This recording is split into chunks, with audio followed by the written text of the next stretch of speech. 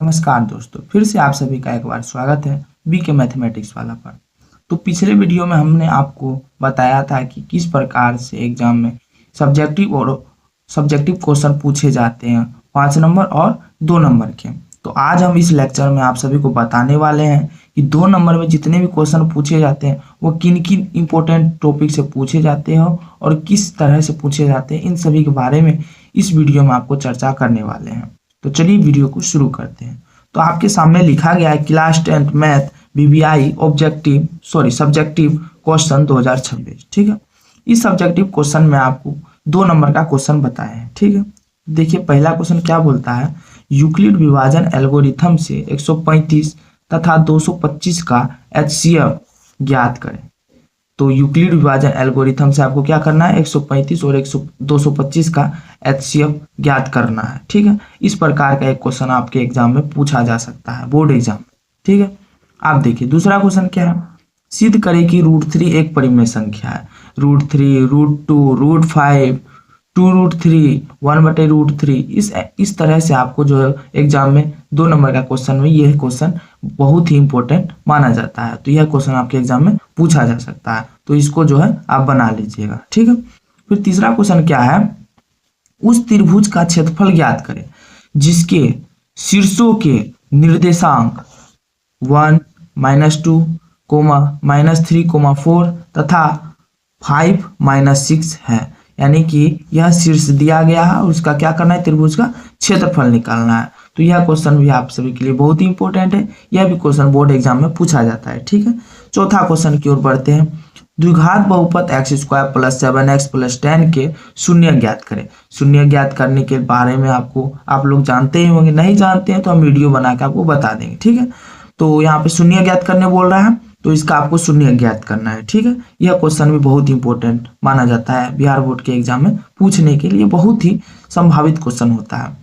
फिर 5वां क्वेश्चन है, अभाज्य गुणनखंड विधि द्वारा 12, 15 और 21 का एलसीएम और एचसीएफ ज्ञात करें। यह भी बहुत इंपॉर्टेंट चैप्टर माना जाता है।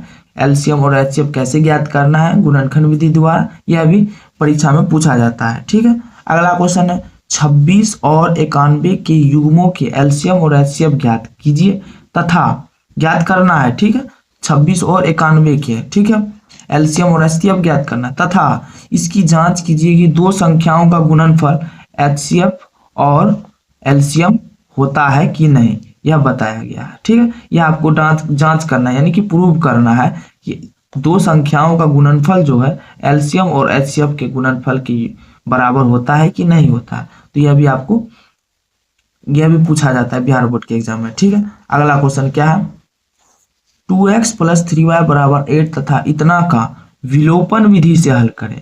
कौन विधि से, विलोपन विधि से। तो विलोपन विधि से कैसे हल करना है, इसका वीडियो हमने बना दिया है। ठीक है, उसका लिंक आपको डिस्क्रिप्शन में मिल जाएगा। फिर अगला क्या है, x + y = 40 तथा x - y = 4 का प्रतिस्थापन विधि से हल करें। यह भी वीडियो आपको बना दिए हैं। ठीक है, प्रतिस्थापन विधि और विलोपन विधि से कैसे हल करना है, इसके बारे में संपूर्ण जानकारी पिछले वीडियो में दिया गया है। ठीक है, इसका लिंक हम डिस्क्रिप्शन में दे देंगे। तो यह दोनों भी बहुत ही इंपॉर्टेंट माना जाता है, विलोपन विधि और प्रतिस्थापन विधि। ठीक है, अगला देखिए क्या है, अगला है 2, 7, 12 का 10वां पद याद करिए। यानी कि समांतर श्रेणी है तो इसका 10वां पद बोल रहा है, 10वां पद बोलेगा, चौथा पद बोलेगा, 12वां पद बोलेगा, 25वां पद बोलेगा, यानी कि पद निकालना होता है। यह भी बहुत इंपॉर्टेंट क्वेश्चन है। अगला क्या है, 1, 3, 5 का कौन सा पद 25 है, पूछ रहा है कौन सा पद 25 है। यहाँ तो निकालना था कि 10वां पद क्या है।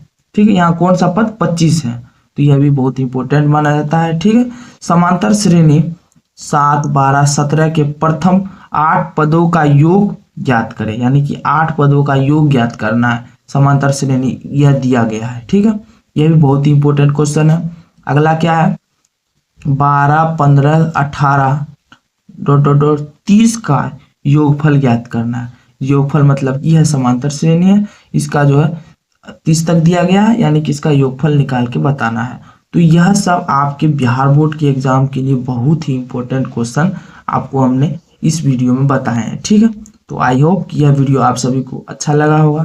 अच्छा लगा है तो एक लाइक और सब्सक्राइब करके अपने दोस्तों लोगों में शेयर भी कर दीजिएगा। तो मिलते हैं नेक्स्ट वीडियो में। धन्यवाद।